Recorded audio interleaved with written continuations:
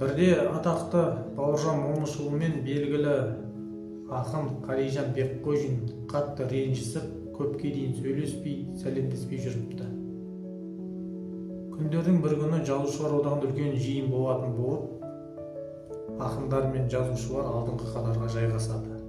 Жиын басталар алдында залға Бауыржан Момышұлы кіріп келеді. Жұрттың назары әрқашанда батырға алып тұратын белгілі ғой. Осыны аңғарған батыр жазушылар отырған қатарға жақындап келіп, бір студенттен "Мен кіммін?" деп сұрайды. Сонда студент "Сіз Бауыржан Момышұлысыз" деп жауап берсе керек. Ербаукен басын шайқап "Жоқ, сен дұрыс айтпадың, мен кіммін?" деп даусын қатайтып қайтадан сұрайды. Сонда қипақтап қалған студент "Сіз қазақтың аты аңызға айналған батыры, атақты жазушысы Бауыржан Момышұлы боласыз" дейді.